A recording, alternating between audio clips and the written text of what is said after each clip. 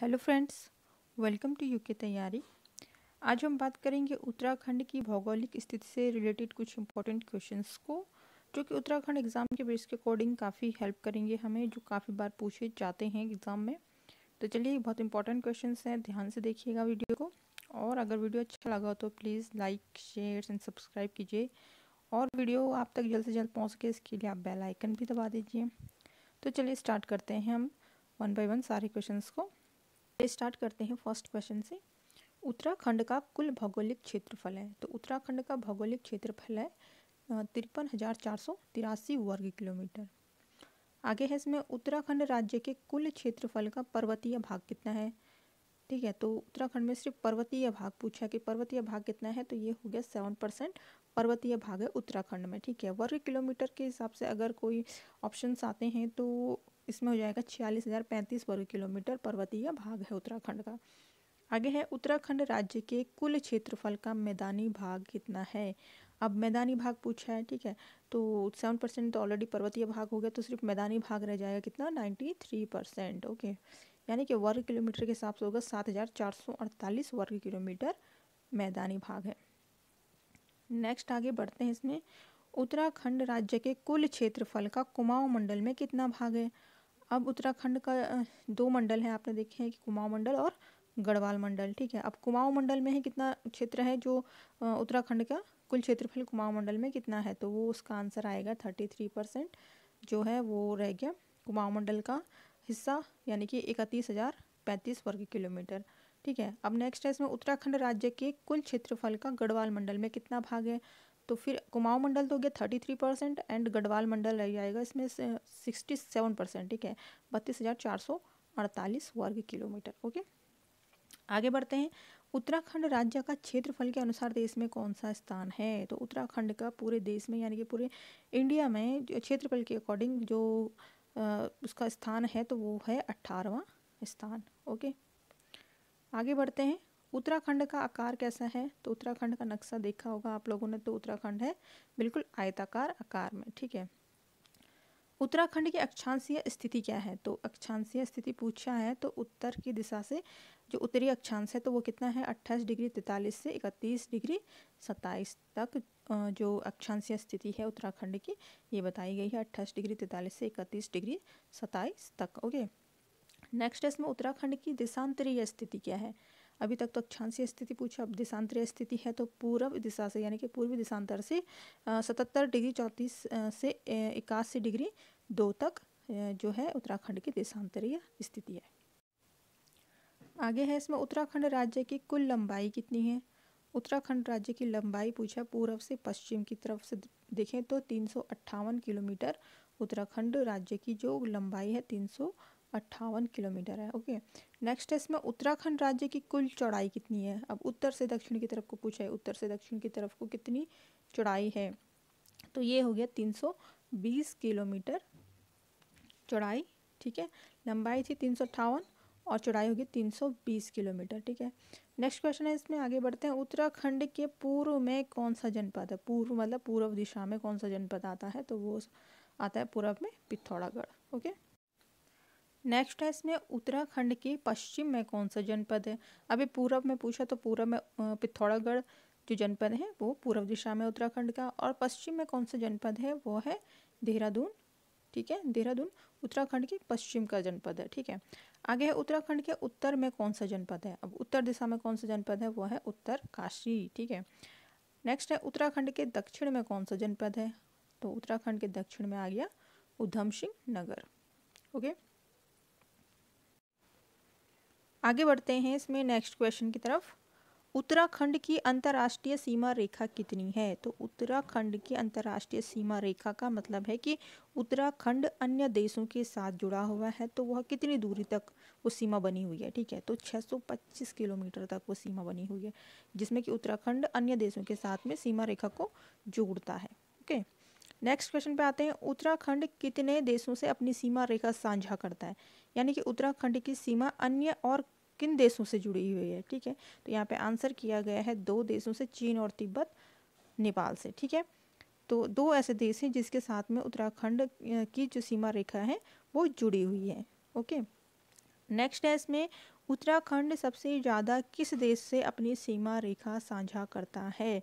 तो सबसे लंबी सीमा किस देश के साथ में उत्तराखंड की बनी हुई है? तो वो है चीन के साथ में। 350 किलोमीटर तक की दूरी तक जो सीमा है वह चीन के साथ से जुड़ी हुई है। ठीक है। नेक्स्ट दिया है इसमें, उत्तराखंड नेपाल से कितनी सीमा रेखा को साझा करता है? तो नेपाल के साथ में उत्तराखंड की जो सीमा है वो कितनी है? तो वो है आपका 275 किलोमीटर। ठीक है।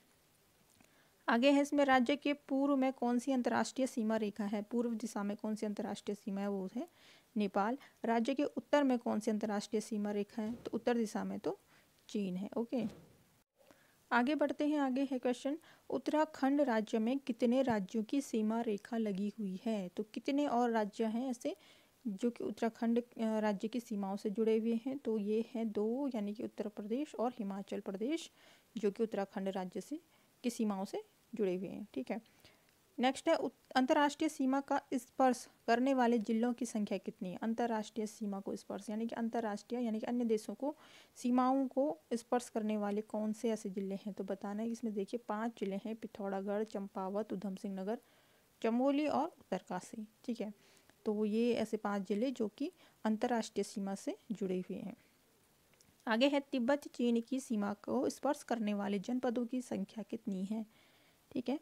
तिब्बत चीन की सीमा को स्पर्श करने वाले जनपदों की संख्या है पिथौरागढ़, चमोली और उत्तरकाशी। 3 जिले ऐसे हैं जो कि तिब्बत चीन से की सीमा को से जुड़े हुए हैं। ठीक है। आगे दिया है, नेपाल की सीमा को स्पर्श करने वाले जनपदों की संख्या कितनी है? सिर्फ नेपाल की जो सीमा को टच करते हैं उत्तराखंड के, वो कौन से ज़िले हैं? तो यहाँ पे देख सकते हैं 3 जिले हैं, पिथौरागढ़, चंपावत और ऊधम सिंह नगर। जो 3 जिले हैं वह नेपाल की सीमा को टच करते हैं। ठीक है, स्पर्श करते हुए। आगे है इसमें, उत्तराखंड का वह जनपद जिसे 2 देशों की सीमा स्पर्श करती है। तो उत्तराखंड का कौन सा वो जनपद, जिला जिसके कहते हैं, जो कि 2 देशों की सीमाओं को स्पर्श करती है। ठीक है। तो पिथौरागढ़ है जो कि नेपाल और तिब्बत चीन को, ठीक है, नेपाल व तिब्बत चीन को टच करते हैं। ओके, आगे बढ़ते हैं। इसमें सबसे ज़्यादा अंतर्राष्ट्रीय सीमा रेखा वाला जनपद कौन सा है? तो ठीक है, अंतर्राष्ट्रीय सीमा तो पिथौरागढ़, नेपाल व तिब्बत। ठीक है। आगे है इसमें, उत्तर प्रदेश से कितने जनपदों की सीमा लगी हुई है? तो उत्तराखंड राज्य के कितने जनपदों की सीमाएं उत्तर प्रदेश राज्य की सीमाओं को टच करते हैं? तो यहाँ पे दिया है 5। ठीक है, यानी कि 5 ऐसे जनपद हैं उत्तराखंड के जो कि उत्तर प्रदेश की सीमा को स्पर्श करती है, यानी कि उससे जुड़ी हुई है। ठीक है। तो पहला है ऊधम सिंह नगर, नैनीताल, हरिद्वार, पौड़ी और देहरादून। ठीक है, 5 ऐसे जिले हैं जो उत्तर प्रदेश की सीमा को छूती है। ठीक है। आगे है इसमें, हिमाचल प्रदेश से कितने जनपदों की सीमा लगी हुई है? तो हिमाचल प्रदेश से उत्तराखंड के कौन कौन से जनपद जो कि हिमाचल प्रदेश राज्य के पास हैं? ठीक है, तो एक साथ उनकी सीमाएं हैं जुड़ी हुई हैं, तो वो है देहरादून की और उत्तरकाशी। ठीक है, हिमाचल प्रदेश से जुड़ा हुआ। नेक्स्ट है, उत्तराखंड के कितने जनपदों की सीमा रेखा दूसरे राज्यों को स्पर्श करती है? तो उत्तराखंड के कितने ऐसे जिले हैं? ठीक है, तो 6 जिले हैं जो कि दूसरे राज्यों को टच करती हैं। पहला इसमें ऊधम सिंह नगर, दूसरा हो गया नैनीताल, टिहरी, हरिद्वार, देहरादून और उत्तरकाशी। ठीक है, तो ये इतने राज्य हैं, 6 ऐसे जनपद हैं जो कि दूसरे राज्य की सीमाओं को टच करते हैं या दूसरे राज्य की सीमाओं से जुड़े हुए हैं। ठीक है, आगे बढ़ते हैं। इसमें क्वेश्चन है 31, उत्तर प्रदेश से सबसे ज़्यादा किस जनपद की सीमा रेखा स्पर्श करती है? तो उत्तर प्रदेश को जो सबसे ज़्यादा टच करता है तो उत्तराखंड का वो कौन सा जनपद है? वह है ऊधम सिंह नगर। आगे है, उत्तर प्रदेश से सबसे कम किस जनपद की सीमा रेखा स्पर्श करती है? तो इसका जो आंसर है, उत्तर प्रदेश को सबसे कम टच करने वाला जो जनपद है उत्तराखंड का वो है नैनीताल। ठीक है। नेक्स्ट है, उत्तराखंड का वह कौन सा जनपद है जो सबसे ज़्यादा जनपदों से घिरा हुआ है? ठीक है, तो उत्तराखंड का भी ऐसा एक जनपद है जो सबसे ज़्यादा जनपदों से ही घिरा हुआ है, यानी कि वो उत्तराखंड के ही जनपदों से घिरा हुआ है। तो वो कौन सा है?